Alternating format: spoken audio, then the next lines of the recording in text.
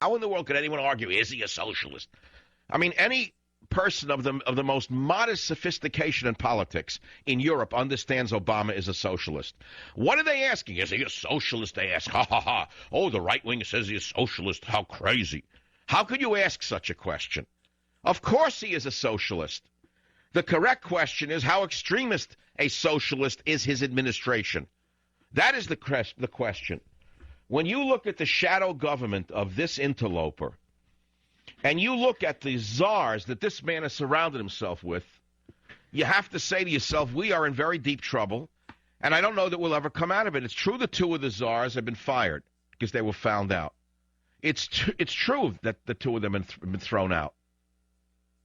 I have in my hand a great magazine called Whistleblower by WorldNet Daily, and it's about the shadow government inside the mad world of Obama czars. It's amazing. From Joe Farah put this out. It's astounding. I don't know how Joe does this, where he gets the stamina to do this.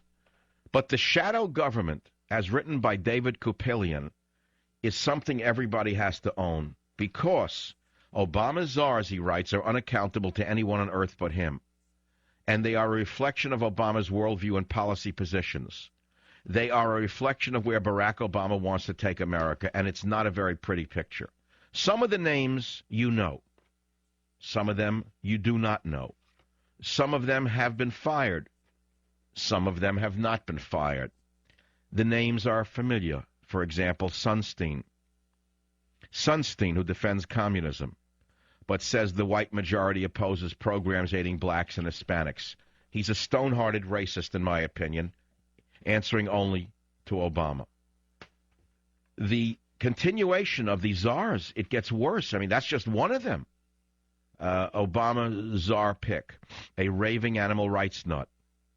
Advisor advocated hunting ban and giving creatures the right to file lawsuits. That's Cass Sunstein. Obama, not courts, should interpret law, says regulatory czar. You hear? The King Obama should interpret law, not even the courts. You've heard of activist judges? How about an activist president, he says, should override the courts? Then you've got Douglas Lute, the war czar. Then you've got Ashton Carter, the weapons czar. Then you've got Melissa Hathaway, the cyber czar. Then you've got Joshua Dubois, the faith-based czar. You never heard of these people. Then you got the resigned Van Jones, the green job czar, formerly of Copwatch in Oakland, California. And then you've got Adolfo Carrion Jr., White House Director of Urban Affairs, another czar. Where'd these people come from? Earl DeVancy, stimulus czar. Anesh Chopra, technology czar. Rosa Brooks, on and on and on. Every one of them is an extreme leftist.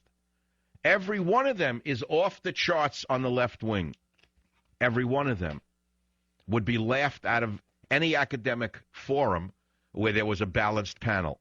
And yet here they are sitting inside the White House.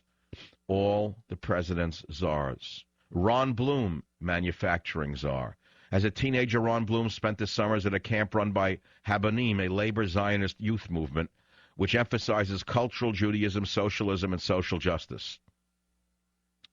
You say, well, what's wrong with that? I would say plenty is wrong with that. I grew up with red diaper dopa babies. Every last one of them is a dangerous individual. Red diaper dopa babies are dangerous to this republic, in my humble opinion. Shall I read on? I can't read on. Mark Lloyd, FCC diversity czar. Did you hear about this character? Have you seen what this hateful hate monger has written about the Federal Communications Commission and how this hate monger wants to take it over and fundamentally get rid of white people who are conservatives? Vivek Kundra, information czar.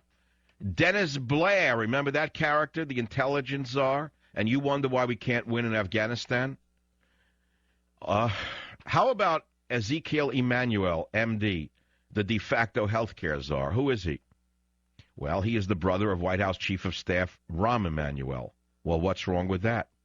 Well, Ezekiel Emanuel has written publications which basically meters out health care and says that if a person is 65 years old, he has enjoyed 40 years more of health care than a person 25 years old, and that he should be treated differently than a 25-year-old. In other words, he does not have the rights to health care that a 25-year-old has.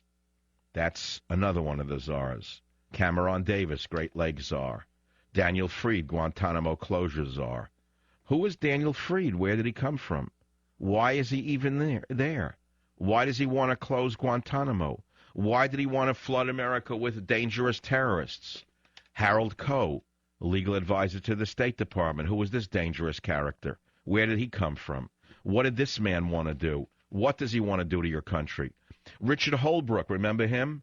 Richard Holbrooke cheered on as American bombers decimated Serbia during the illegitimate bombing of the Serbian people. I told you at that time it was to steal Kosovo from the Serbs. I told you in 1998 when it was happening, it was the worst 78 days of my life to watch our nation hijacked by Richard Holbrooke, by Madeleine Albright. They're war criminals, in my opinion. They took the United States Air Force and they repainted the airplanes. They put NATO markings on them, and under the command of the socialist Spaniard Javier Solar, they bombed Serbia into submission. They blew up every bridge on the Danube River, and with a little help from their friends in the media, not one picture was ever shown of the decimation done to the bridges on the Danube River by Bill Clinton, Richard Holbrooke, and Madeleine Albright.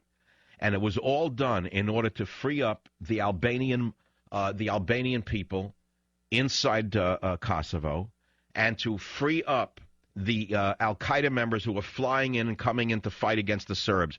You know nothing about the assassination of the Serbs. You know nothing about what was done to the Serbians by these terrorists, and yet Bill Clinton took the side of the terrorists. It's unbelievable to me.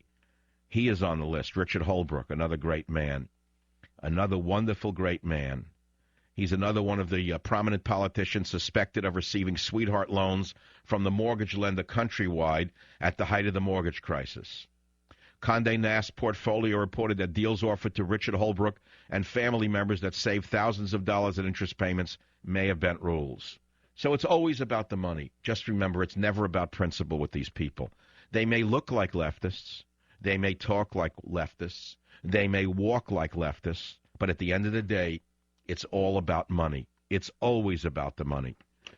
So if you want to see this full list of these dangerous extremists who are the shadow government in the United States of America, if you want to see the pictures of them, if you want to see the shadow party behind Obama's radical administration, George Soros, John Podesta, Bill Ayers, Carol Browner, Jeff Jones, and others, you have to go to my good friend, you have to go to my good friend, Joe Farah.